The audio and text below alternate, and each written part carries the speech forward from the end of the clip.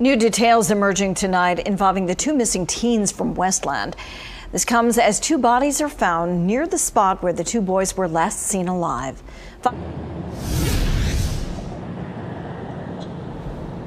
Yeah, it is a tragedy. Just yesterday, I stood with the family as they were with Crime Stoppers and offered $25,000 for any information leading to Jake Kudla and Jordan Bobish. But now, just a day later, it's all eyes on the medical examiner's office as they work to ID two men found murdered in an open field. Police now telling me these men have been dead for days.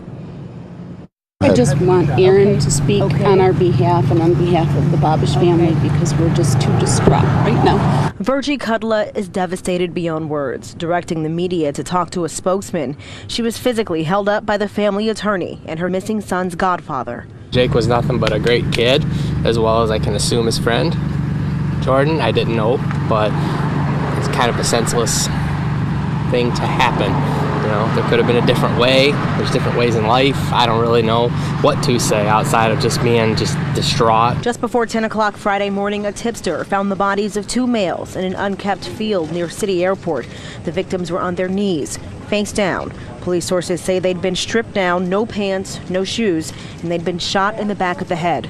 People who lived nearby looked on in horror. They said that it was the two white guys that they had been looking for and they had been shot. I saw that they had covered it up, put a blue tarp over the bodies, and they wouldn't let us go no farther. They told us to back up. It's so sad. It's like the world is coming to an end right before our eyes. We need to start looking out for one another. It's just really sad. Police covered the bodies with a tarp. Investigators took pictures. Sky Fox flew overhead while a swarm of detectives collected evidence. It could be hours before the victims are positively ID'd. I don't know what to think right now. I'm in shock. That's all I have to say.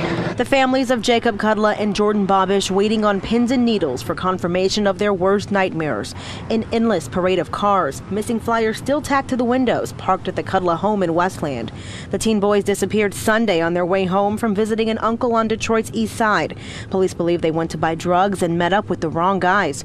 For days, the families conducted their own searches, looking in abandoned houses and vacant lots, hoping the story wouldn't end like this.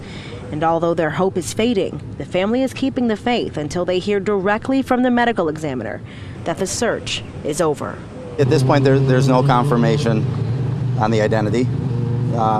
There's a high probability that it is the two boys. They won't know till tomorrow. There's no confirmation, so we don't know. But with the probability, we're all pretty distraught. So I have a big support group.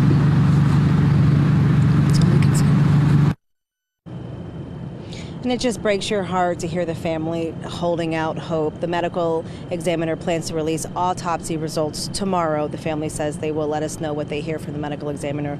We're also told they will have to use dental records to ID the bodies, again, because they appear to have been killed days ago.